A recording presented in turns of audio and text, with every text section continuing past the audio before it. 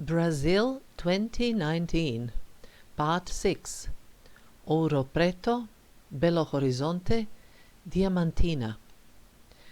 We started with our sightseeing of Ouro Preto from above, since the coach terminal is located on one of the hills surrounding the center.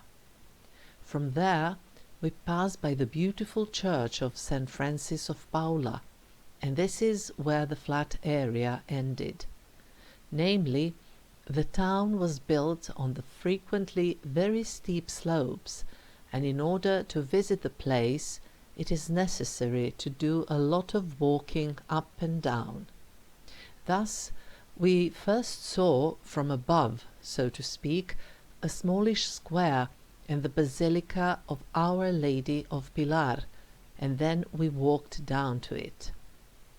The interior decoration of this church is the second most opulent in Brazil. No wonder, since it belonged to Pilar parish, which was one of the wealthiest in the town. Originally, when it was first founded at the end of the 17th century, Ouro Preto was named Rich Village, Villa Rica, but apparently this did not sound good and rich enough, so the town was renamed into Ouro Preto, which means black gold. The reason for this a little unusual name is that the gold that was found here was covered by some dark matter. The first lumps that were found in some river in the area were clearly some metal, but they were black, and it was only a little later that it was discovered that this was in fact gold. The gold rush that ensued after this accidental discovery reached its peak in the 18th century. By the way, Ouro Preto was the capital of Minas Gerais province from 1720 until 1897.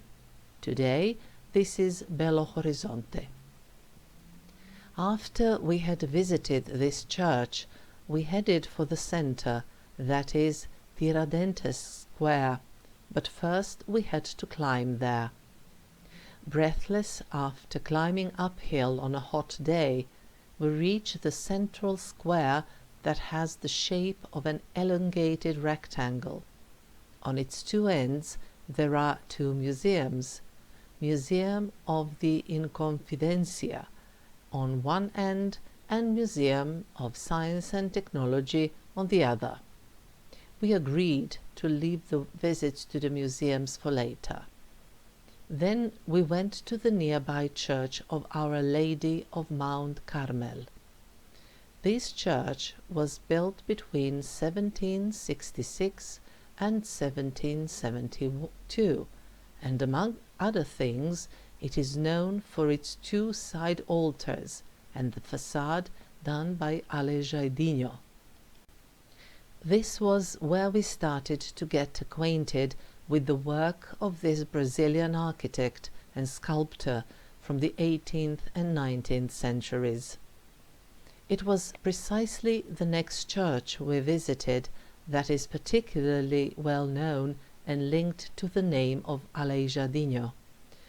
This is the church of St. Francis of Assisi, built in the second half of the 18th century according to the design of Antonio Francisco Lisboa, which is the real name of this architect and sculptor. By the way, I'll say a little more about this fascinating artist when I write about our visit to the town of Congonhas.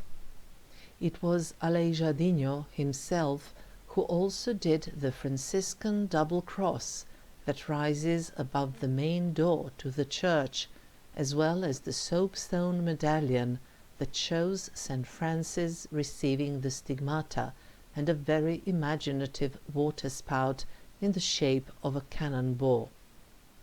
In the interior, particularly interesting is a composition on the wooden ceiling done by Aleijadinho's painting partner, Manuel da Costa Ataide. Then we continued towards the Church of Our Lady of Conception, built between 1727 and 1770, according to the design done by Aleijadinho's father, while Aleijadinho himself was buried in this church. By the way, this most famous Baroque artist in Brazil was born and died in the same town which during artist's life was still called Rich Village. In order to get to this church, we had to go downhill again, and in the distance we could see a couple of other churches that seemed interesting, but Sneža and I agreed they were too far away and too uphill in order for us to go there. Although we were worried by the fact that we would have to go uphill later on, we did get to the church, but it was unfortunately closed. As we went uphill again, we often made breaks in order to rest a little, and I took advantage of these breaks for wistfully looking back towards one of the churches we were not to see from up close. One of the churches we did not visit was the Church of St. Iphigenia, and we also did not see the remains of a mine that belonged to the first abolitionist in Brazil, named Chico Rei. The legend passed through time about his life is completely fascinating.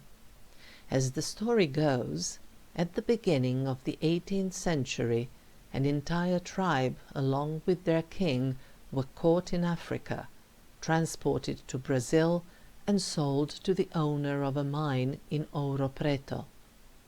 The king of the tribe, who was in the meantime named Chico Rei, worked as a foreman for the boss, but since he worked Sundays and holidays, after many years he managed to save money and buy his own freedom. He continued to work though, and then he also bought the freedom for his son. And then the two of them continued to work together, and bit by bit they bought the freedom of their entire tribe. The next step was when the entire tribe, as a cooperative, bought a very good gold mine and became rich enough to build precisely the Church of St. Iphigenia, while Chico Rei could go back to the function of being the king of his tribe, including public celebrations of their traditional holidays. Admittedly, when the king-in-chief, if I can put it like that is, the King of Portugal, heard of such events, he simply issued an order effectively prohibiting slaves from buying their freedom in the future. When we went back to the top of the hill we were walking on, we reached the main square, in which there is a monument to Joaquim José da Silva Xavier, better known by the name of Tiradentes, which also renders the name to the entire square.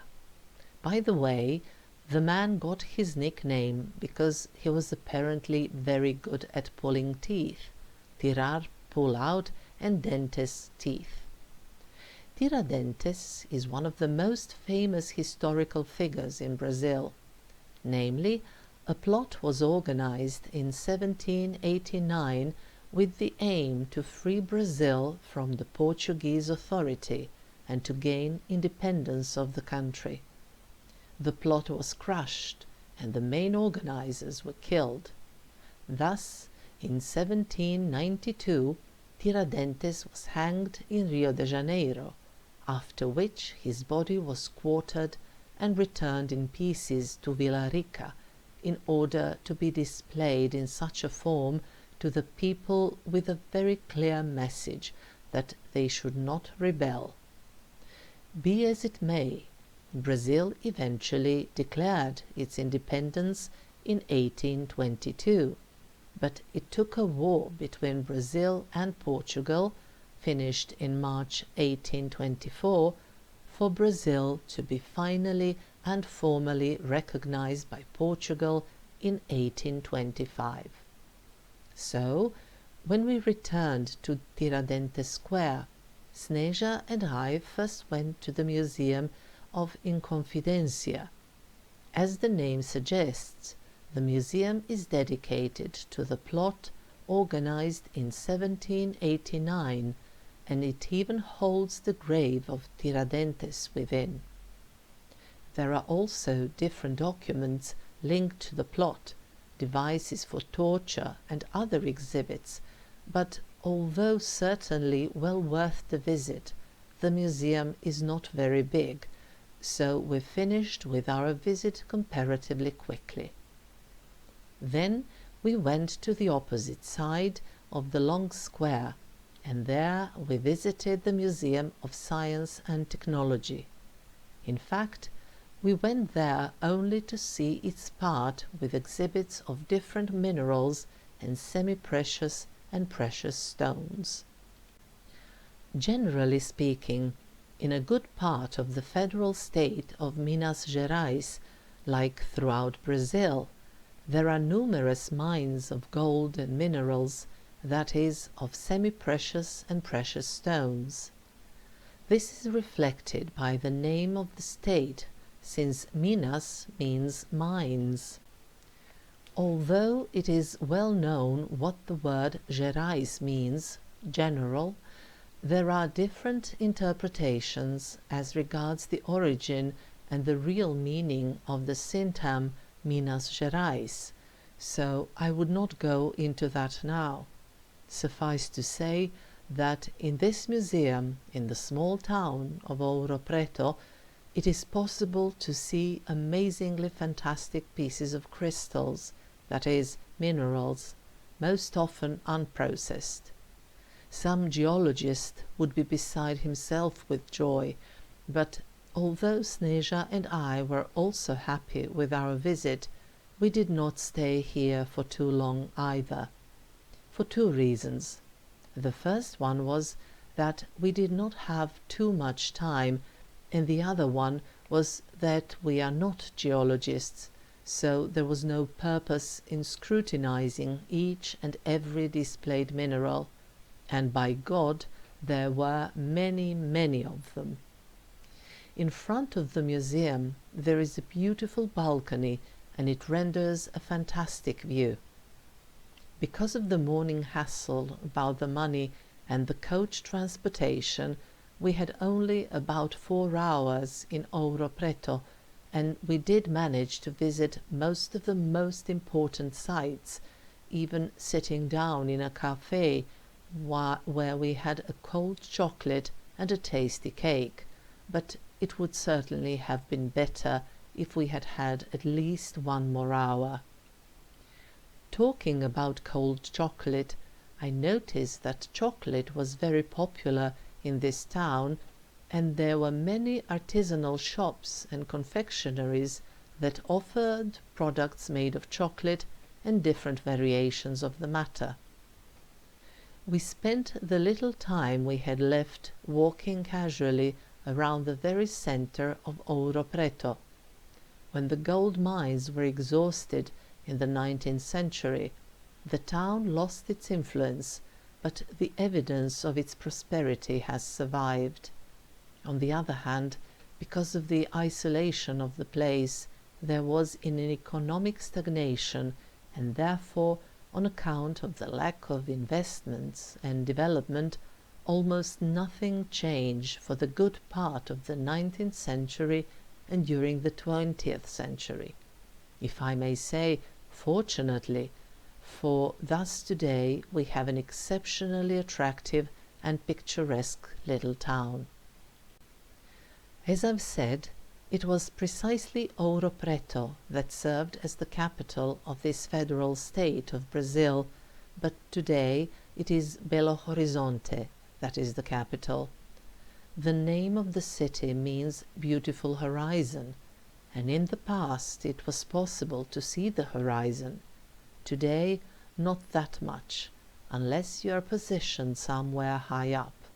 So, the following morning, while we were getting ready to go on a new excursion, I made a couple of photos from our hotel room, just to give you an idea about the appearance of the center of this large city.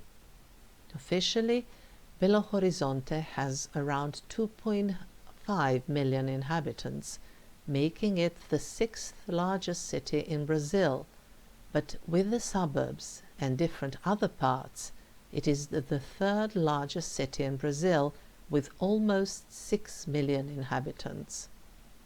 So, on this day, we went again on an excursion using a local coach, and in order to do that, we had bought the tickets the night before when we returned from Ouro Preto. When one loves something, they are then prepared to make the sacrifice. Thus, on this day, I improved my previous record from Peru, where I spent 3.5 hours on a coach one way and then the other as well, just to see one interesting thing, and that time it was all about a museum.